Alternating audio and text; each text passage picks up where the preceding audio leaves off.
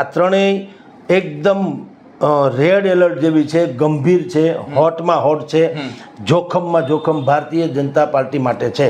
આ 3 બેઠક એના પણ તમને બાયફર્કેશન વાળા વાત તમને થોડી કરી દઉં. કોટ, પોરબંદર, જુનાગઢ ને અમરેલી ને ભાવનગર આ બધી જગ્યાએ લીડ થોડી ઘટવાની, બાકી આરામથી ભારતીય જનતા પાર્ટી જીતી જશે.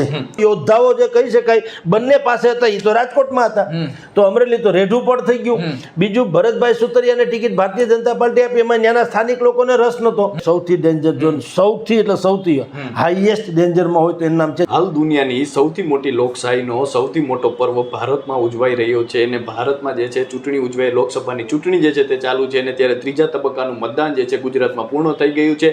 મતદારોએ પોતાનો મૂળ જે છે તે ઈવીએમમાં જે છે તે નાખી દીધો છે અને ઉમેદવારોનો ભાવિ છે તે ઈવીએમમાં કેદ થઈ ગયા છે અને હાલ સૌ કોઈની નજર પરિણામ પર છે. અને જોઈએ તો આ વખતે મતદારોએ પણ જે છે ગત ટર્મની સરખામણી આ વખતે મતદાન પણ જે છે ઓછું જોવામાં મળ્યું છે. તેના કારણે ક્યાંક ને ક્યાંક જે છે દરેક બાજુ ચર્ચાએ જોર પકડ્યું છે. ત્યારે આ ચર્ચાને લઈને આપણી સાથે વરિષ્ઠ પત્રકાર જગદીશ મહેતા સર જોડાઈ ચૂક્યા છે, તો આવું તેમની સાથે જ સીધી વાત કરીએ, વાત ગુજરાતી પર. સર, સૌ પ્રથમ તો વાત ગુજરાતીમાં આપનું ખૂબ ખૂબ સ્વાગત છે.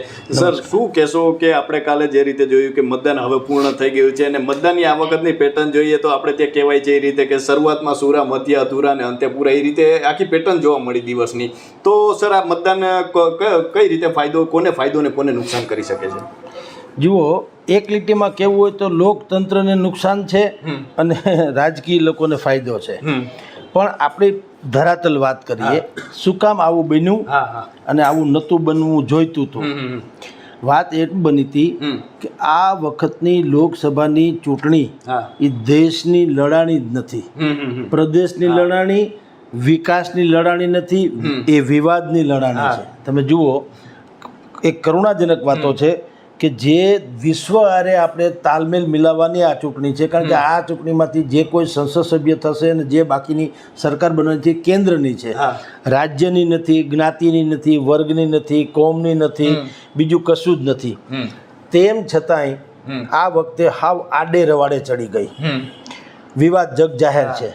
એને કારણે શું થયું કે ભારતીય જનતા પાર્ટી અને કોંગ્રેસ બે ઇન્ડી એલાયન્સ કહો તો એનું વિઝન ડોક્યુમેન્ટ્સ જેને કહી શકાય, જેને ઢૂંઢેરો કે સાદી ભાષામાં ચૂંટણી ઢંઢેરો, એ વિઝન ડોક્યુમેન્ટ્સને પણ સારી રીતે પ્રેઝન્ટ એ કરી પણ ન શકી, લોકો સમજી ન શક્યા. તમે આજે દર 3જા મતદારને પૂછો તમે ચૂંટણી ઢંઢેરા વિશે કંઈ જાણો છો? વાંચવાની ને ગ્રંથસ્થ કરવાની તો વાત જ જવા દો, તો ખબર જ નથી કોઈને કે ભાજપે શું વાયદા કર્યા, કોંગ્રેસે શું કર્યા. જુઓ, મતદાન જે છે કોનું હતું? દરેક નાગરિક માટેનું હતું. આ તો સારું થયું કે હજી કમસે કમ બધું અહીં આમ ભગવાનની દયાથી બધું હાલે જાય છે. બાકી માની લો કે એણે ચૂંટણી ઢંઢેરામાં એવું લખ્યું હોય કે જો અમે સરકારમાં બનશું તો અમે ગુજરાતથી પાકિસ્તાન આપશું, પાકિસ્તાનથી ભારત આપી દો, તો આપણે ક્યાં વાંચ્યું છે કાંઈ? અને તમે જ મત દીધા છે તો તમારા દ્વારા મત અમે ચૂંટાઈને આવ્યા છે ને અમારો એજન્ડા વાંચી લ્યો, એમ કે એમાં લખ્યું જ છે. તો આપણે તો કંઈ, આ તો ઠીક છે, આવું કંઈ થાય નહીં, પાછો દાખલો છે. તો સવાલ એ છે કે લોકતંત્રની આ ચૂંટણી થઈ જ નથી. આ નેતા તંત્રની થઈ, માર્કેટિંગ તંત્રની થઈ, જ્ઞાતિ તંત્રની થઈ, પ્રદેશ તંત્રની થઈ અને વિવાદ તંત્રની થઈ. આમાં લોકતંત્ર તો ક્યાંય આવ્યું જ નથી. લોકોએ તો મત શું કામ દીધા એ ખબર નથી, શું કામ ન દેવા એ ખબર નથી. એટલે પહેલી વાત તો એ. નંબર 2 કે લોકોએ મતદાન ઓછું કર્યું. એ એટલા માટે સાહેબ, કંદોઈને કોઈ દી મીઠાઈ ન ભાવે, એને રોજનું થયું. અતિની કોઈ ગતિ નથી. એટલે અતિની ગતિ નહીં, મુદ્દો ભલે 100% સાચો હતો, પરંતુ પ્લેટફોર્મ ખોટું હતું. આપણે ઘરમાં મનમુટાવ થતા હોય છે, પણ એ કંઈ ગામના ચોરે જ નથી કહેતા, એ રહોડામાં રાંધણિયામાં આપણે સમાધાન કરી લેવાના હોય, બરાબર, તો એ ટકી રહે. આ ચોરે લઈ ગયા અને થયો ડખો.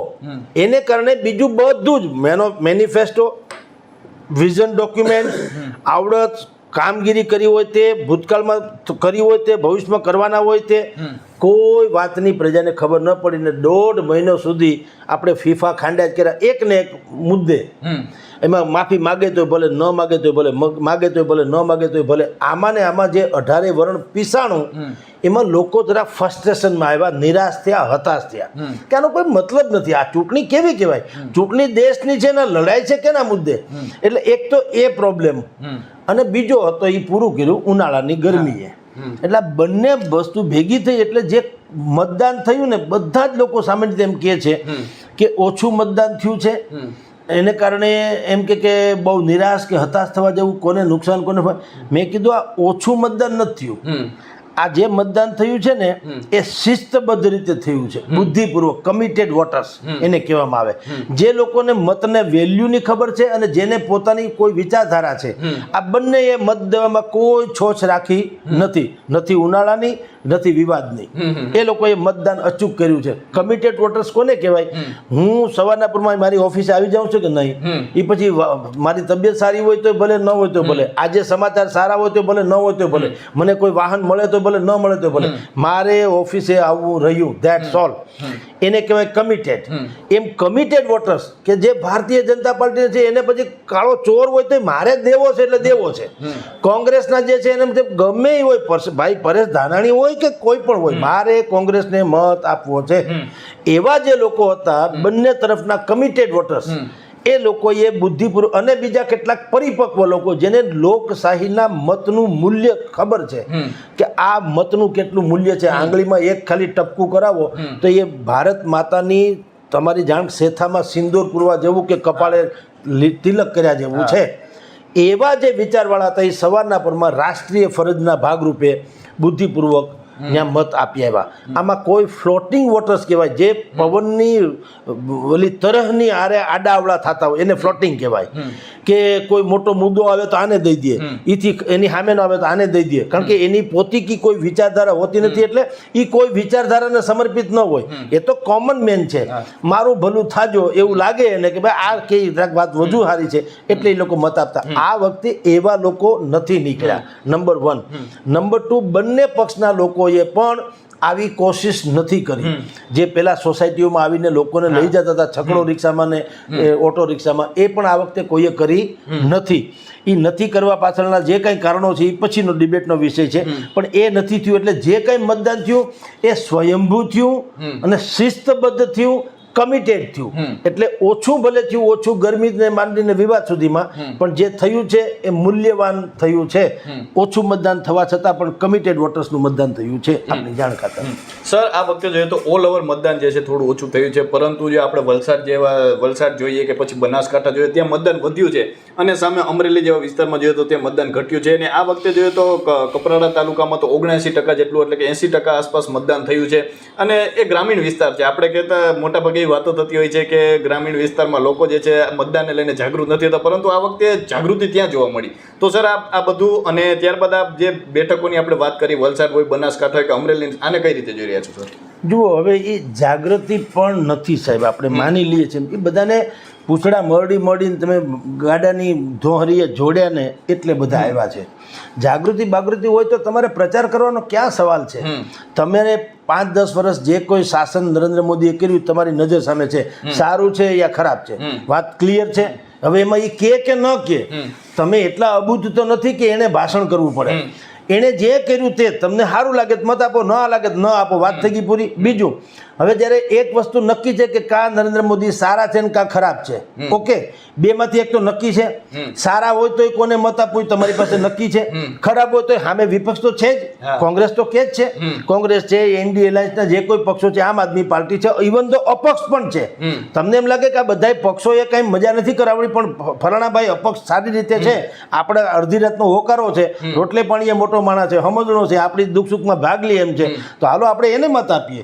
એને કહેવાય સ્વયંભૂ. એક પણ પ્રકારના ડખા પીંજણ વગર કે ભરોસા વગર કે ભાષણ કુષણ વગર જો તમને કોઈ મત આપવા લોકો આવે એને કહેવાય સ્વયંભૂ. આ ગામડામાં સ્વયંભૂ તમે કહો નથી, શું કામ? એક ગામડું ગામ હોય છે, તમારે એમાં આંખની શરમે નડતી હોય છે એકબીજાની, અને પછી ત્યાં પ્રયાસો કરીને ટોળા બદલી રીતે લઈ આવવામાં આવતા હોય છે.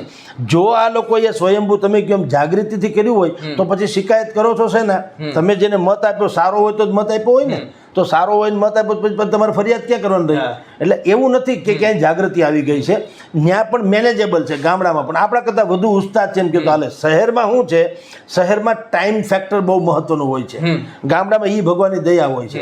એ ગામના ગોંદરે બેઠા રહીએ, વાત કરવું મારે ફલાણા ગામ કરિયાણું લેવા જવું છે તો કે 2-3 દિવસે વિચાર કરું કે સારો હથવારો હોય ને તો જાઉં, લે હાલે 3 દિવસે તો વિચાર કરે જવાનો, એટલે નથી કહેતા એક ભાઈ કે ભાઈ મારે લંડન જવું છે એવો વિચાર કરું છું તો કેટલો ખર્ચ થાય, ઓલાએ કીધું 1 રૂપિયો ખર્ચ ન થાય. તો કે કેમ એવું હોય કોઈ દી? તો કે હા વિચાર કરવાનો કાંઈ નહીં, જવું હોય તો ખર્ચ થાય. આ એના જેવું છે. એટલે ગામમાં હજી કારણ કે ખેતી છે એ કંઈ ઓફિસ નથી કે ત્યાં બળદ 9 વાગે જોડી જ દેવો પડે, એવું કાંઈ હોય નહીં. 9:30 જોડી દો, રોંઢે જોડી દો, તમારી ઈચ્છા પડે એમ થાય ને. તો ખેતીથી માંડીને જે કાંઈ છે તે ત્યાં થોડીક હળવાશ હોય છે. બધી જ જગ્યાએ આમ છે એમ નહીં, પણ પ્રમાણમાં થોડીક સમયની હળવાશ હોય છે. એટલે ત્યાં તમે કોઈના ઘરાવ જઈને પણ હાલો હાલો કરીને, અને બીજું મેં કીધું એમ નાનું એવું ગામડું હોય એમાં જે નેતા હોય કે જે કોઈ કાર્યકર હોય એને લગભગ બધા સીધા સંપર્કમાં હોય, એટલે એની આંખની શરમે પણ બધા જતા હોય છે. અને હવે ક્યાંય ભોળા બોળા છે એમ કોઈ માની ન લેવું. સ્વયંભૂ તો નામે જાગૃતિ જેને કહી શકાય લોકતંત્ર માટે એવું મતદાન નથી થયું. દરેકે કમિટેડ વાળાએ મતદાન કર્યું. હા, મતદાનની ટકાવારી ઊંચી ગઈ, પણ મેં કીધું ત્યાં એવી સવલત છે એટલે ઊંચી ગઈ. ગામમાં તમે ઢંઢેરો પીટાઈને બધાને એકારે ભેગા લઈ જઈને મતદાન કરાવી શકો. એક જ તો લગભગ મતદાન કેન્દ્ર હોય, આખા ગામમાં એટલા ખોરડા હોય, 400-500 ખોરડા હોય, તમે ભેગા કરીને લઈ આવો.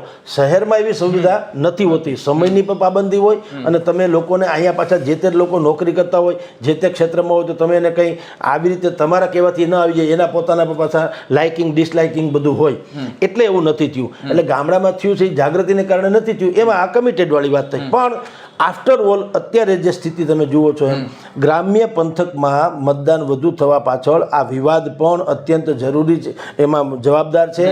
અને એ વિવાદને કારણે બંને પક્ષે ભારતીય જનતા પાર્ટીની ફરક બેસી ગઈ કે જો ક્ષત્રિય સમાજ જે છે એ ઉરલીને બીજા બધા 18 વર્ણમાંથી જે વર્ણ હારે એનો મેળ પડે એને લઈને જો મતદાન કરાશું તો આપણે હારી જશું. એટલે એણે પણ પૂછડા મરડ્યા હોય ને એના વિસ્તારમાં જે કાંઈ લોકો હોય તે, ટૂંકમાં બંનેએ અસ્તિત્વનો આ જે વાત ચાલતી હતી શું કે અમારી અસ્મિતાની લડાઈ છે, અસ્મિતાની ઓછી ને અસ્તિત્વની વધુ લડાઈ થઈ ગઈ. એટલે બંનેએ પ્રયાસ કર્યા છે. એટલે આ બધું મતદાન જે મારી તોડીને પણ આટલે 55%, ટૂંકમાં 50% જેવું જ મતદાન થયું છે મારી તોડીને, સ્વયંભૂ નહીં. આટલું ભાષણ ભરવા છતાંય 55 માંડ પહોંચ્યા છે. એટલે આ બધું જે મતદાન થયું છે એનું ગુજરાતી એ છે કે જ્યાં જે વર્ગની કે ક્ષત્રિય સમાજ હોય તો એની, પાટીદાર સમાજ હોય તો એની, ભારતીય જનતા પાર્ટીના કમિટેડ હોય તો એની, આવી રીતે જ્યાં જેની પેઠ અને જ્યાં જેનું સંગઠન મજબૂત હતું એ પ્રકારનું મતદાન થયું છે. એટલે આખી સ્થિતિમાં સૌરાષ્ટ્ર કચ્છની જે 8 બેઠક છે અત્યારે એમાં જે આપણને મળેલા અહેવાલ અનુસાર, કારણ કે આપણી ઈચ્છા નથી કોઈ જીતે કે કોઈ હારે, ભગવાન સૌને સુખી રાખે, પણ જે આપણને અત્યારે મળ્યું છે વિગતો એ એમ સૂચવે છે કે 8 બેઠકમાંથી 3 બેઠક જામનગર, કચ્છ અને સુરેન્દ્રનગર, આ ત્રણેય એકદમ રેડ એલર્ટ જેવી છે, ગંભીર છે, હોટમાં હોટ છે, જોખમમાં જોખમ ભારતીય જનતા પાર્ટી માટે છે. આ 3 બેઠક એના પણ તમને બાયફર્કેશન વાળા વાત તમને થોડી કરી દઉં કે સુરેન્દ્રનગરમાં શું છે તમને કહું. આ ભારતીય જનતા પાર્ટી તરફથી ચંદુભાઈ સિહોરા છે ને ભાઈ કોંગ્રેસ તરફથી ઋષિકેશ મકવાણા છે. હવે ત્યાં શું થયું, સવારના ભાગે શહેરમાં મતદાન થયું, સવારના ભાગે થયું. એ મેં તમને કીધું સૌની વ્યસ્તતાને કારણે, કારણ કે પછી નોકરી કરવાવાળા નોકરી કરવા જવાનું હોય, દુકાન કામ કરવાવાળા દુકાને જવાનું હોય, કારખાનામાં હોય કારખાને જવાનું હોય, છોકરાઓને મૂકવા જવા માટે મહિલાઓ પણ સવારનો એક જ સમય હોય, પછી પાછા એ કામમાં એટલે બધાએ સવારે કર્યું. પણ ગ્રામીણ પંથકમાં, સુરેન્દ્રનગર પંથકના ગ્રામીણ પંથકમાં સૌથી વધુ મતદાન વિશેષ થયું. એ વિશેષ મેં આપને આગળ કીધું તેમ ક્ષત્રિય સમાજે પણ બળ કર્યું હોય, પાટીદાર સમાજે પણ બળ કર્યું હોય, કોંગ્રેસે કર્યું હોય, ભાજપે કર્યું હોય વગેરે. અને ત્યાં ક્ષત્રિય સમાજનો દબદબો છે એ આપણે જાણીએ છીએ. બીજું ભારતીય જનતા પાર્ટીમાં તળપદાથી માંડીને ચુવાડિયા એનો ડખો હાલતો હતો. એટલે એમાંય બંનેમાં પાછા ઈગો ક્લેશ તો હોય જ, કારણ કે કોણ મેઇન એના જેવી વાત છે. એટલે એમાં પણ જે લોકોએ થાતી એટલી મહેનત કરી હોય, એટલે સવારના ભાગે અહીંયા શહેરોમાં તો થયું છે, ગામડાઓમાં પણ થયું છે. એટલે ગામડાઓમાં જે મતદાન થાય એ ક્ષત્રિય સમાજનું ફેવરમાં અને ક્ષત્રિય સમાજના કહેવાથી થાય એવું ન્યા. કારણ કે જે સૌરાષ્ટ્ર કચ્છના જે આપણે 8 બેઠક છે એમાં જ્યાં સૌથી વધુ પ્રભુત્વ ધરાવતું હોય ક્ષત્રિય સમાજ, એમાંનો આ એક જિલ્લો પણ છે. એટલે ત્યાં મતદાન થયું છે. સામે પક્ષે આ મેં કીધું એમ ભાઈ ચંદુભાઈ સિહોરા કરતાં ઋત્વિક મકવાણાની જે છે કાબેલિયત, આવડત, એબિલિટી, એ માણસ હાથવગો છે, 24 કલાક અવેલેબલ છે, આઈક્યુની દ્રષ્ટિમાં બધી રીતે તમને કહું તો એ ચડિયાતા તો છે જ ભારતીય જનતા પાર્ટી તરફથી, એના કોંગ્રેસ તરફથી. એટલે એના તરફે મતદાન થયું હોવાનું વધુ જાણવા મળે છે. આ કોંગ્રેસના આપણે ભારતીય જનતા પાર્ટીના ચુવાડિયા અને તળપદાના વિવાદને કારણે પણ કોંગ્રેસ તરફી મતદાન થયું હોવાનું આ સુરેન્દ્રનગરની વાત છે, એ પણ રેડ એલર્ટ ઉપર છે. બીજું જે છે એ કચ્છમાં છે. કચ્છમાં સૌથી વધુ જે ક્ષત્રિયનો પ્રભાવવાળો વિસ્તાર છે એમાં એક કચ્છ પણ આવે છે. પણ કચ્છમાં સૌથી વધુ મતદાન કોણ કરે છે? દલિત અને મુસ્લિમ. એટલે એક તો દલિત સમાજ, મુસ્લિમ સમાજ, ક્ષત્રિય સમાજ, તદ ઉપરાંત કચ્છમાં વાસણભાઈ આહિર એની નારાજગી એ પણ ભારતીય જનતા પાર્ટીને ભારે પડે એમ છે. કારણ કે છેક સુધી એને મનાવવામાં સફળ થયા નથી. તમે આટલો પ્રચારનો 1.5-2 મહિના થયા, વાસણભાઈ આહિરે ક્યાંય કીધું હોય તો સાંભળો કે વિનોદભાઈ ચાવડાને કિંમતી ને પવિત્ર મત આપો, એવું ક્યાંય આપણે જોયું નથી. નથી ટીવીની બાઇટ્સમાં જોયું કે નથી છાપામાં જોયું. એનો અર્થ એમ છે કે એવડી મોટી હસ્તી કંઈ વાસણભાઈ આહિર કંઈ કમ નથી. 2-3 ટર્મ મંત્રીઓ રહી ચૂકેલા વ્યક્તિ છે. અને ત્યાંનું જે ટ્રાન્સપોર્ટિંગ સેક્ટર જે સૌ કચ્છમાં ધબકતામાં ધબકતું સેક્ટર કોઈ હોય તો એ ટ્રાન્સપોર્ટિંગ સેક્ટર છે. એના તેઓ શ્રી સર્વે સર્વા છે, આમ કહો તો ચાલે. તો અવડી મોટી હસ્તી જે છે એ નારાજ ચાલે છે. અને ભાઈ જે લલન કોંગ્રેસમાં જેણે ટિકિટ આપી છે એ લલનભાઈ જે છે આરટીઆઈ એક્ટિવિસ્ટ છે. એટલે એણે કેટલાય કૌભાંડો બહાર પાડ્યા છે, એને કારણે એ જાણીતા છે. ઉપરાંત એક એનું અનુસંધાન નીકળે છે ક્ષત્રિય સમાજ સાથે. ક્ષત્રિય સમાજ રજવાડું જે છે ને, ભલે રાજવીપણું હોય એટલે કે રજવાડા હોય કે પણ રજવાડાની રીત હજી નથી ગઈ, રીત હજી યથાવત છે. અમુક દિવસે ત્યાં રાજ તિલક રજવાડાઓના યુવરાજોને કરવામાં આવે છે. એ જે રાજ તિલક કરે છે એ માહેશ્વરી સમાજના એક ગુરુદેવ છે, ધર્મગુરુ, એના દ્વારા કરવામાં આવે છે. અને એની સાથે લલન જે છે એ પરિવારમાંથી છે અથવા તો એ પંથમાંથી છે.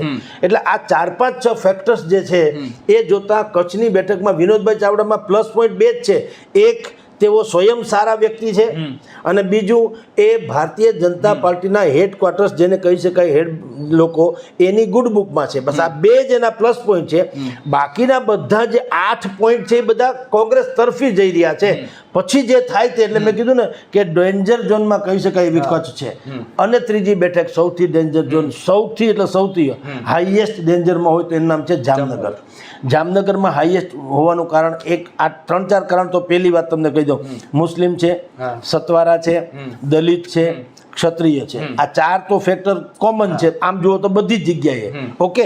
5મું, કોંગ્રેસે બુદ્ધિપૂર્વક ત્યાં જેપી મારવિયાને ટિકિટ આપીને પાટીદાર સમાજ જે 4-1 લાખની સંખ્યા જેટલી ધરાવે છે એના ઉપર પ્રભાવ છોડ્યો. હવે એ પાટીદારોને તો નરેશ પટેલે વખાણી કરી લીધા કોંગ્રેસના, એટલે પાટીદારો તો એની તરફી હોય એવું માનવામાં આવે. તો પાટીદાર, ક્ષત્રિય, દલિત, સતવારા અને આહિર સમાજ પણ 50-50 છે. કારણ કે સૌથી હોટેસ્ટ જામનગર, ત્યાર પછી કચ્છ, ત્યાર પછી સુરેન્દ્રનગર. આ 3 બેઠક 8માંથી ડેન્જર ઝોનમાં. એમાં જામનગરમાં તો કાળીઓ ઠાકર જ બચાવી શકે. બાકી સુરેન્દ્રનગર અને કચ્છ એમાં હજી ચમત્કાર થાય અને આછી પાતળી ઓલાએ જીતી જાય તો જુદી વાત છે. બાકીની જે બેઠક છે રાજકોટ, પોરબંદર, જુનાગઢ ને અમરેલી ને ભાવનગર, આ બધી જગ્યાએ લીડ થોડી ઘટવાની. બાકી આરામથી ભારતીય જનતા પાર્ટી જીતી જશે.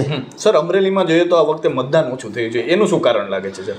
ત્યાં કોઈ માણસ નતા વ્યવસ્થા. અમરેલીના બંને દિગ્ગજો રાજકોટ લડતા હતા.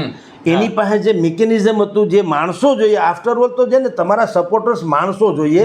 ઘર સુધી, ગામ સુધી તમારો પ્રચાર કરી શકે, તમારા પેમ્પલેટ્સ પહોંચાડી શકે, તમને સ્લીપ પહોંચાડે, તમને ટેમ્પોને છકડો રહીને મતદાન મથક સુધી લઈ આવે, ગાંઠિયાબંધી ખવડાવે, રાતના તાવો ને એ પણ કરી દે. હવે આવું કોઈક હોવું તો જોઈએ. જે આ બંનેને માટે અહીંયા અસ્તિત્વનો જંગ હતો, પરસોત્તમભાઈ રૂપાલા માટે પણ અને પરેશ ધાનાણી માટે પણ અસ્તિત્વનો જંગ હોય. એટલે એને સારામાં સારા બધા માણસોને તો અહીં રોક્યા જ હોય. તમામ યોદ્ધાઓ જે કહી શકાય બંને પાસે હતા. એ તો રાજકોટમાં હતા, તો અમરેલી તો રેઢું પણ થઈ ગયું. બીજું, ભરતભાઈ સુતરિયાને ટિકિટ ભારતીય જનતા પાર્ટી આપી, એમાં ત્યાંના સ્થાનિક લોકોને રસ નહોતો. કારણ કે એણે કીધું આને તમે ક્યાં આપ્યા ભાઈ સાહેબ? કારણ કે એણે બીજા 6 નામ આપ્યા હતા. બીજું, દિલીપ સંઘાણી જેવા માણસો હતા, તો એવા લોકોને ક્યાંય તમે પ્રચારમાં જોયા નથી. ક્યાંય દર્શન દુર્લભ છે એવા થઈ ગયા. શું કામ? એને રસ જ ન પડ્યો. ભારતીય જનતા પાર્ટીનું એકાદું એક જૂથ અમરેલીનું છે જે ભરતભાઈ સુતરિયાને સ્વીકાર્યું, બાકી કોઈએ સ્વીકાર્યું નથી. આ તો ઉપરથી થોપી દેવાયેલા છે, પક્ષે આપેલા. સામે પક્ષે જેનીબેન ઠુમ્મર છે, શિક્ષિત છે, યુવાન છે, સક્રિય છે, મહિલા છે, બધુંય છે. પણ પાછા માણસો તો હોવા જોઈએ. મૂળ વાત તો એ છે. એટલે તુલનાત્મક રીતે તમે જુઓ તો ભરતભાઈ સુતરિયા કરતાં 10 ગણા સારા પરફોર્મન્સના આધારે કહો તો જેનીબેન ઠુમર ગણાય, પણ આફ્ટર ઓલ બધું વાંચતે ગાજતે તો માંડવે આવે ને. તે માંડવે શું આવ્યું? મતદાન મથકે તમે મતદારોને લઈ આવી શક્યા છો ખરા? ના. એટલે બેમાંથી એકે ન લઈ આવી શક્યા. અને જે ઓછામાં ઓછું મતદાન થયું પણ કમિટેડ લોકોનું થયું હોય તો આપણે જાણીએ છીએ કે 30 વર્ષથી એટલે કે 3 દશકાથી જે સરકાર સત્તા ઉપર હોય, કમિશન મેનેજમેન્ટ તો એનું જ હોય ને, સત્તા બધી એની પાસે હોય ને મોટા ભાગે. એટલે આ બધું નડ્યું એટલે સૌથી ઓછું મતદાન ત્યાં અમરેલીમાં થયું. આમ છતાં ભરતભાઈ એ બુદ્ધિપૂર્વક જીતી જશે થોડી ઘણી આછી પાતળી સંખ્યાની દ્રષ્ટિએ. પોરબંદરમાં પણ સર સરખામણી ઓછું થયું, એનું શું કારણ લાગે છે? અને ત્યાં તો આપણે જો તો વિધાનસભાની પણ ચૂંટણી જે છે તે સાથે હતી, અને વિધાનસભાની ચૂંટણીમાં પણ આ વખતે જોઈએ તો સરખામણી ઓછું મતદાન થયું છે, તો સર એનું કેવું લાગે છે? જુઓ, મેં આપણે જે ડિબેટની શરૂઆતમાં કીધું ને કે લોકો ઉબકે આવી ગયેલા હતા, કારણ કે હાસ્યાસ્પદ જેવી ચૂંટણી ગુજરાતના ઇતિહાસમાં, દેશના ઇતિહાસમાં આનો જો ચૂંટણીનો ઇતિહાસ લખાશે તો 2024ની લોકસભાની ચૂંટણી એ સૌથી હાસ્યાસ્પદ બનાવેલી ચૂંટણી રહેવાની છે. કારણ કે એજન્ડા વગર લડાણી, વિઝન વગર લડાણી, વ્યક્તિ વગર લડાણી અને કોઈ વિચાર વગર લડાણી, એક ખાલી વિવાદના આધારે લડાણી છે. બોલો, એવી એક ચૂંટણી છે. એટલે પોરબંદરમાં આવું થયું. બીજું, પોરબંદરમાં મતદાન જે કમિટેડ લોકોએ કર્યું ને બીજાએ ન કરશું, ભલે તમે કહો લલિતભાઈ વસોયા, આ બધું હોકારા જેવું કહેવાય, અડધી રાતનો ની બધું વાત સાચી, પણ લોકોએ એક થોડુંક એમ વિચાર્યું કે માની લઈએ કે આપણે લલિતભાઈ વસોયાને જીતાડી દઈએ તો થાય શું? એ વિરોધ પક્ષના સંસદ સભ્ય. આથી વિશેષ તો કાંઈ નહીં, કારણ કે ઇન્ડિયા એલાયન્સની સરકાર તો નથી બનવાની. સરકાર બનવાની છે એવું તો કોઈ હિન્દુસ્તાનનો કોઈ એજન્સીનો, રેટિંગનો એજન્સી એ પણ નથી કહેતા, કોઈ વિશ્લેષકો નથી કહેતા. એટલે એક છાપ બેસી ગઈ. પછી થાય તો આપણે કોઈ ના નથી પાડતા, પણ એવી છાપ તો છે જ કે આએંગે તો મોદી, એ તો નક્કી છે બધાને. હવે બેઠક ભલે 400 કે પાર ન જાય, પણ મોદીને કાંઈ કોઈ હટાવી શકે એમ નથી, એવી તો મારી દ્રઢ માન્યતા હતી. એટલે લોકોનું માનસ શું થાય કે એક વાત તો એ નક્કી છે કે લલિતભાઈ આવે તો પણ વિપક્ષના સંસદ સભ્ય બને, એટલે એના ભથ્થા શરૂ થાય ને એનું બધું થાય. બાકી રજૂઆતની હવે કોઈને પડી નથી. મનસુખ માંડવિયા જે છે, એક પહેલી વાત એ કે એ તો એ બેદાગ છબી તો છે, એને ઉપર કોઈ બ્લેમ નથી. બીજું, પોરબંદરને એ ટેવ છે કે હંમેશા આયાતીને જીતાડતા આવ્યા છે. એ પછી ભાઈ રમેશ ધડુક હોય કે હરિભાઈ પટેલ હોય કે જુનાગઢના ફલાણાભાઈ જાવિયા હોય, આ બધા બહારથી જ આવેલા છે. અને તમારી એક માનસિકતા છે, આપણે પોરબંદર નામ આવે એટલે આપણા મગજમાં શું આવે? ખારવા અને મેર, આ બે કોમ્યુનિટી આવે. વાસ્તવ એવું નથી. કુતિયાણામાં અને રાણાઓમાં વાત કરો તો બાકી ક્યાંય પોરબંદર સીટમાં જે આવે છે તો આપણા વિસ્તારો આવે છે. આપણે એટલે રાજકોટ જિલ્લાને ટચ હોય એવા ગોંડલ છે, બીજા બધા ગામડા, હા માણાવદર, આ બધા ગામડાઓ આવે છે. ગોંડલ, જુનાગઢ, ભાયાવદર ને આ પટેલ સમાજના ઉપલેટા એવું બધું. તો એ ભાગ્ય આપણે માનસિકતા એવું આપણી પોરબંદર એટલે એમ કે ખારવા ને ફલાણા, એટલે આપણે માન્ય કે ઓહો મનસુખભાઈ તો. પણ ભાઈ બાકીના જે મતદારો તમે ટકાવારી જુઓ, તમે પાટીદારોની સંખ્યા બહુ મોટી છે. એટલે મનસુખભાઈને આવવાથી એક વસ્તુ લોકોએ નક્કી કરી કે આ વિપક્ષના સંસદ સભ્ય બને એના કરતાં શાસક પક્ષના બને. તો એક વાત તો નક્કી છે કે મનસુખભાઈ ગુડ બુકમાં છે, એટલે કેન્દ્રમાં મંત્રી તો બનવાના જ છે, એમાં તો કોઈ સંશય નથી. તો જે હવે પ્રજાએ એટલું બધું, હવે પ્રજા છે ને કોઈ રાજતંત્ર ઉપર એટલું બધું નિર્ભર નથી કે તમારા કીધે અમારા છોકરા ઉછરી જાય અથવા તો અમારા બંગલા હોનાના થઈ જાય, એવું બધું કાંઈ છે નહીં. હવે બધાને એ મર્યાદા પર જાગૃતિ આવી ગઈ છે કે તમારી મર્યાદા શું છે, એટલે કે સંસદ સભ્યની એની મર્યાદાની ગ્રાન્ટ વાપરવાની છે. મંત્રી થાય તો વળી ખેર, અને મંત્રી થાય તો મહેમાનની જેમ જ આવવાના પછી તો આ વિસ્તારમાં. એટલે લોકોએ એમ કીધું કે કમસે કમ એની સહીથી કંઈક થાય તો ખરું એટલીસ્ટ. એટલે મતદાન, અને ભારતીય જનતા પાર્ટીનું મેં તમને કીધું તેમ આ મેનેજમેન્ટ, કોંગ્રેસે એટલે લલિતભાઈએ આ વખતે તમે જુઓ આમ તોફાની જણ છે અને તમારી ચમકતો હીરો છે. એના આંદોલન એવા હોય કે તમારે કવરેજ કરવા જ પડે. જેમ કે દરિયાની કાંઠે વાલો હું જળ સમાધિ લઈ એમ કરીને એક વખત એને ખાટલા નાખીને પીડ્યા હતા, 2-4-5 દિવસ વળી પાછા ઉછાળા ભરી લીધા હતા. પણ હોય એવો ડખો આવો, ડુંગળીના હાર પહેરી નીકળે ને એનું બધું વાંકાત્રાહું જ હોય કે તમારી નોંધ કરે છૂટકો થાય. એવો રમતિયાળ માણસ હતો. પણ તમે આ વખતની લોકસભાની આખી ચૂંટણી થઈ, તમે ક્યાંય એના ફંદા કે ફંડા ક્યાંય જોયું નહીં. એ બુદ્ધિપૂર્વક, હું તમને કહું ને આમ જુઓ તો બુદ્ધિપૂર્વક બેસી ગયા એમ હાલે. અને એક વાક્ય કહું એમાં એ સમજદારો ઉપર છોડી દઉં. મનસુખભાઈ માંડવિયાએ કીધું કે મારે ચૂંટણીમાં પ્રચારમાં ખર્ચો કરવો નથી. હવે એ વાક્ય વાચકો ઉપર છોડી દઈએ કે એનો ઇમ્પેક્ટ શું હોય. અને એને કારણે અત્યારે આખા પોરબંદરમાં જેટલી પણ આપણે સર્વે કર્યું બધાએ કીધું છે કે અહીંયા એક તરફી છે, ફાઇટમાં જ નથી લલિતભાઈ વસોયા. હવે એ તમે જે સમજો તે, પણ આવી રીતે પોરબંદરની બેઠક પણ બિલકુલ સેફ થઈ ગઈ. એટલે મેં બાકીની કીધી 5માંથી 3 બેઠક છે ડેન્જર ઝોનમાં છે, 5 બેઠક છે આસાનીથી જીતી જાય એમ છે. અને આ 3 હારી જાય એમ નથી કહેતા, એમાંથી એકાદ બેઠક કદાચ આડાવડી થાય જેમ કે જામનગર, બાકી 2માંય પાતળી સરસાઈથી જીતી પણ શકે. એટલે આફ્ટર ઓલ આ આપણે સૌરાષ્ટ્ર કચ્છની છે, એવી જે આણંદ જે બનાસકાંઠાની છે અને ચૈતર વસાવાળી ભરૂચની છે 3 બેઠક એ છે. ઇન ટોટાલિટી કહીએ તો 26માંથી 7-8 બેઠક જે છે ભારતીય જનતા પાર્ટી માટે જોખમી છે કે એ પ્રભુ ભરોસે છે, રામલલ્લા ભરોસે છે, જીતી જાય તો. નહીં તો ત્યાં 8 બેઠક ઉપર તો એને મુશ્કેલી પડે એમ તો છે. એટલીસ્ટ એલર્ટ તો એને થવું જ પડશે. કદાચ માની લ્યો કે 2-5-10 હજારની મતથી જીતી જાય તો એ જીત પણ સર્વના કહેવાય ને. આમ ભલે જીત 1 મતથી થાય તો જીત જ ગણાય, પણ તમે 5 લાખની લીડથી તમે જે જીતવાની વાત દાવો કરતા હતા એને બદલે 2-5 હજારથી માંડ તમે જીતો, એનો અર્થ એમ છે કે તમારે હવે હવામાં ઊંચે રહેવાની જરૂર નથી. ધરાતલ તમારે લોકોની લાગણી જે છે એનું પણ ધ્યાન રાખવું પડશે. એટલે અત્યારે ભારતીય જનતા પાર્ટીએ બાકી બધું જ ગમે તેટલું મિકેનિઝમ કર્યું, પ્રચાર માધ્યમ, સરકાર, થામ દામ દંડ ભેદ બધું જ કર્યું, પણ અંતે બધું ટૂંકું પડ્યું. કે ગોરમાને 5 આંગળીએ પૂજા અને નાગલા ઓછા પડ્યા રે લોલ, અને કમખે દોથોરે બાંધીને કંઈક ટાંકા ને આભલા ઓછા પડ્યા રે લોલ. આવી સ્થિતિ થઈ છે. સર, જોઈએ તો આ વખતે સૌથી વધારે ચર્ચાનું કેન્દ્ર જો બની હોય તો રાજકોટ સીટ બની, અને સૌથી વધારે ચર્ચાનો જો કોઈ મુદ્દો બને તો ક્ષત્રિય સમાજનું આંદોલન બન્યું. અને આજે પરસોત્તમભાઈએ ફરી પાછી માફી માંગી છે અને ક્ષત્રિય સમાજે જે છે ફરી માફી આપવાની ના પાડી છે. સર, આને કઈ રીતે જોવો છો? હવે પરસોત્તમભાઈ પ્લસ કરતા જાય છે. વારંવાર માફી માગવી સારી જ વાત છે કે એનાથી ભૂલ થઈ છે એટલે એ ક્રમશઃ માફી માગતા જાય છે. પણ હવે જેની માફી જે માગવાની જે ચેષ્ટા છે, એ ચેષ્ટા શબ્દ વાપરું, એ ચેષ્ટાથી પ્લસ થવાની ઘટના છે. 18 વરણ મેં આપણે શરૂઆતમાં કીધું તેમ આ એક જ મુદ્દાથી પછી ઉબકે આવી ગયેલો, અતિશય થઈ ગયેલું લોકોને કે ભાઈ ખેર ભૂલ થઈ તો થઈ છે, પછી માથા વાઢી લેવાતા નથી. લોકશાહીમાં માથા વધારવાના હોય છે, વધેરવાના નહીં. તો માફી માગી લીધી હતી પહેલાં, પણ સમાજ હંમેશા ઠુકરાવતો રહ્યો, અમને એની માફી મંજૂર નથી. એની વાતે બરાબર છે. સમાજને આમાં બે હવે છે ને, હવે જે ખરું પોલિટિક્સ હવે શરૂ થાય છે. અત્યાર સુધી માફી તો એણે માગી જ હતી, પણ જેવી ભૂલ ભાઈથી થઈ ગઈ હતી, પરસોત્તમભાઈથી ભૂલ જ બાકાયદા બોલવામાં, એવી રીતે માફીમાં પણ એ ભૂલ જેવી માફી હતી. કેવી ભૂલ જેવી કે માફીનું જે આખું સ્ટ્રક્ચર છે ને, એ રીતની માફી આ લોકોને પોસાય એમ છે. એ સ્ટ્રક્ચર શું છે કોઈ એની ચર્ચા હજુ સુધી કરી નથી. જે આપણે કદાચ આપણા વાત ગુજરાતીમાં જ કદાચ કરી હશે કે ભાઈ તમે, એટલે કે પરસોત્તમભાઈ પહેલાં શરૂઆતમાં જ્યારે એણે ગોંડલમાં નથી માફી માગી, એક વિડીયો પોતાનો રજૂ કરીને વિડીયોમાં જ માફી માગી હતી, અને બીજે દિવસે બધું સળગ્યું, ત્યારે મેં કીધું હતું કે આ ભૂલ કરી રહ્યા છે પરસોત્તમભાઈ રૂપાલા. એણે શું કરવાની જરૂર છે? એણે એમ કરવું જોઈએ, આ ભૂલ થઈ ગઈ, માફી માગી, હજી સમાજનો રોજ ખાડ્યો નથી. એણે ક્ષત્રિય સમાજની સંકલન સમિતિ જે ગોતા ખાતે અમદાવાદમાં મળતી હતી, સીધું કોઈ બે સારા ક્ષત્રિય સમાજના નેતાઓને લઈને ત્યાં પહોંચી જવાની જરૂર હતી. अब सौंप दिया इस जीवन का सब भार तुम्हारे हाथों में है, जीत तुम्हारे हाथों में है, हार तुम्हारे हाथों में. આવું એણે કહીને જો કરી દીધું હોત તો તમારી સામે માણસ, આ તો ક્ષત્રિય કોમ છે, તમારા શરણે આવેલાની શત્રુની રક્ષા કરે, તો આ તો કમસે કમ મિત્ર હતા, એનાથી થઈ ગયેલી ભૂલ હતી.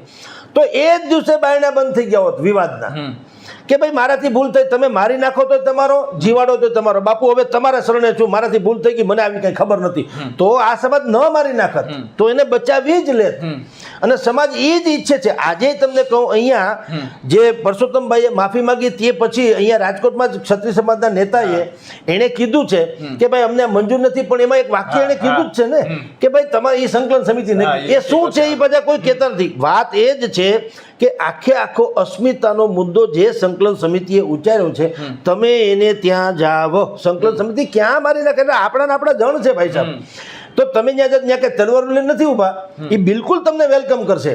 અને તમે એની વચ્ચે જઈને, હવે જો કે બહુ મોડું થઈ ગયું, જુદી ઘટના છે, પણ જે તે સમયે પણ જો આ કર્યું હોત ને, હજી તમને કહું, આમાં દેર આયે દુરસ્ત આયે, સંકલન સમિતિની વચ્ચે જઈને કદાચ બે વાત એવી કરવી પડે કે આ તો હું તમારે શરણે આવ્યો છું, પણ આનાથી વિશેષ પણ મારી તૈયારી શું છે, તમે બોલાવો એક ક્ષત્રિય સમાજનું મહાસંમેલન સૌરાષ્ટ્ર વ્યાપી, એમાં બેન દીકરીઓ બધીને, ખાસ તો મહિલા સંમેલન બોલાવો. હાલો, ક્ષત્રિયાણી બહેનોનું સંમેલન બોલાવો, એ બહેનોના સંમેલનમાં હું સાષ્ટાંગ દંડવત કરીને અથવા તો નતમસ્તક રહીને મારી ભૂલ હું એક્સેપ્ટ કરું છું. તો આ જ બેન દીકરીઓ છે જે જોહર કરવા નીકળી પડી હતી, એ તો શક્તિ રૂપેણ સંસ્થિતા નમસ્તસ્ય નમસ્તસ્ય નમસ્તસ્ય નમો નમઃ એ કહી દે છે કે જા ભાઈ તને માફી આપી છે, કારણ કે એ તો એના લોહીમાં છે. ક્ષત્રિય સમાજમાં ઉદારતા પ્રમાણે જેને કે રક્ષા કરવી, કોકને ક્ષમા આપવી, તો એના લોહીમાં છે. હવે હજી આને એ ઓફર કર, અત્યારે શું થાય છે, એ બોલે પછી બીજું વાક્ય બહુ ખતરનાક હોય છે કે ભાઈ મારે કારણે પક્ષે બહુ સહન કરવું પડ્યું. ભલામણા એ ખોટ નથી, પક્ષનું જે થવું થાય, તમારે કારણે બેન દીકરી જે ક્ષત્રિયાણી બેન દીકરોને કેટલું સહન કરવું પડ્યું છે. તમે જે શબ્દો વાપર્યા એનાથી ભયંકર હદે એને હર્ટ થયું, એ કંઈ પાગલ પણ નથી, કોઈ વાસ્તવ. અત્યારે હવે તમે કહી શકો કે ક્ષત્રિય સમાજ છે એનું આંદોલન હવે રાજકીય થયું, એ હવે રાજકીય થતું જાય છે, તમે હવે બોલી શકો. શરૂઆત નથી થઈ, શરૂઆત તો સામાજિક જ થઈ હતી. તો તમે બેન દીકરી વિશે આવું બોલાઈ ગયું તો એ બેન દીકરીને કેવું લાગી આવ્યું છે. અને આ એ સમાજ છે, મેં કીધું ને કે રીંગણા બટાટા શાકભાજી લેવા બહાર નથી નીકળતા, એ જો જોહર કરવા સુધી નીકળી પડે તો તમારે ત્યારે સમજી જવું જોઈએ કે આ પાણી સરથી ઉપર વહી ગયું છે. તો આ જ વાત છે કે પરસોત્તમભાઈ એમ નહીં કહેવાનું કે મારે કારણે પક્ષને સહન કરવું પડ્યું. અરે પક્ષનું તો જે થવું થાય એ તો ઠીક. હવે ભલામણા તમારે એમ કહેવાની જરૂર છે કે મારે કારણે ક્ષત્રિય સમાજ, એની ગરિમા, એની વિરાસત, એની ગૌરવગાથા અને ખાસ કરીને શક્તિ રૂપેણ એવી મારી ક્ષત્રિયાણી બેન દીકરીઓને બહુ હેઠું ગાલવા જેવું થયું. એને કારણે મને ખુદને જ્યારે કે હું એમ કે સારસ્વત પુત્ર ગણાવું છું, મારા ભાષણો થકી બીજા લોકો જીતી જાય છે એવી મારી ઓરેટરી હોવાનું અત્યાર સુધી તો કમસે કમ આલું મા સરસ્વતીની કૃપા છે. અને શિક્ષકનો જીવ છું એટલે બાકીનું બધું મને થોડી ઘણી ખબર હોય. અને ઇતિહાસને એ બધું તો હું લોક સાહિત્યનું મોરારી બાપુથી માંડીને બધાના સાનિધ્યોને કારણે હું એમાં એમ કે પારંગત થયો છું થોડો ઘણો. એટલે હું કહું છું કે જેમ મારાથી જે રીતે કુંભકર્ણએ ઇન્દ્રાસનને બદલે નિંદ્રાસન મગાઈ ગયું, એવી રીતે મારાથી એક સમાજનું સારું કરવા જતાં બીજા સમાજનું અતિશય ખરાબ થઈ ગયું છે. એટલે હે શક્તિ રૂપેણ બેન દીકરીઓ, તમે મને માફ કરો, હું તમારી આગળ મારી પાઘડી ઉતારીને ક્ષમા યાચના કરું છું. આવું એક ક્ષત્રિયાણી સંમેલન બોલાવ્યું હોત ને કર્યું હોત તો આજની તરીકે હજી કહી દે ખમ્મા તમને મોજ કરો, કાંઈ વાંધો નથી, અને જીવનદાન બક્ષી દે, તો હવે પછીનો વિવાદ પણ આગળ ન વધે. પણ એ પ્રયાસ કરવાને બદલે હજી આપણે આમ જ વાત થતી આવે છે. એટલે એ ક્ષત્રિય સમાજે કીધું છે કે અમને આ માન્ય નથી, કારણ કે આ રાજકીય ક્ષમા યાચના છે, સામાજિક નથી. એમ સર, અમારી સાથે જોડાવા બદલ ખૂબ ખૂબ આભાર. તો આ હતા વરિષ્ઠ પત્રકાર જગદીશ મહેતા સર. વર્ષોથી આ ક્ષેત્ર સાથે જોડાયેલા છે અને ચૂંટણીના શરૂઆતથી લઈને આજ સુધી આપણી સાથે સતત વાતો કરી છે અને રાજકીય તાણાવાણાને ખૂબ નજીકથી જોયા છે અને તેના પર પ્રકાશ પાડ્યો છે. તો અત્યારે બસ આટલું જ. ફરી મળતા રહીશું વાત ગુજરાતી પર.